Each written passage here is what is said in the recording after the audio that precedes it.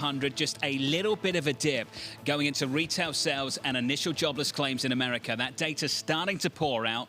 With it, here's Bloomberg's Michael McKee.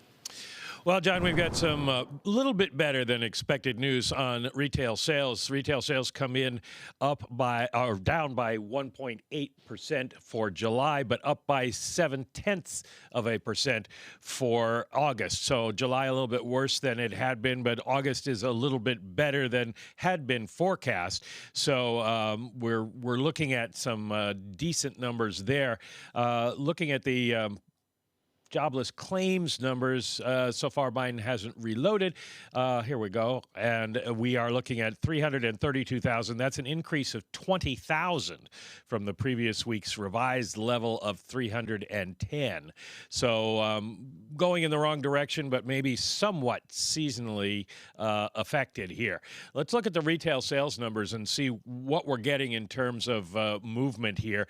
The retail sales numbers for overall, as we mentioned, 0.7%, excluding motor vehicles and parts, 1.8%, and motor vehicles and parts were down by 3.6%. We knew the unit sales numbers were bad, and so this was kind of widely expected. Food and beverage stores up 1.8%, grocery stores up 2.1%. Could that be the fact that people are spending more time at home? That is good news so far. And then we're looking at the food and drinking places.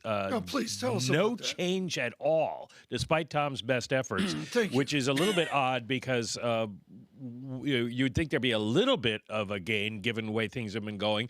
But it does fit with that narrative that people stayed home in August because of COVID. And, of course, we didn't see any hiring in food and drinking. John, jump in here with a market reaction, which sort of says to me it pushes against, disinflation gloom. It's a shrug in the equity market. We're down 7 on the S&P, negative 0.2 on the NASDAQ, we're negative 0.4. Push it through the bond market, though. Just a little bit of a lift on the Treasury curve. Yields up by 2 basis points on 10s and 30s, 132 on 10s now, 30s at 188. How do you compare and contrast that, though, Tom? Take the control group, 2.5%. It's a really strong beat for August, but the previous number, that's an ugly revision. Okay, well, you take a 3-month moving average is my answer, but my answer to all this, Michael McKee, is on retail sales. The control group is where the pros fall back on, but does a control group work in a pandemic?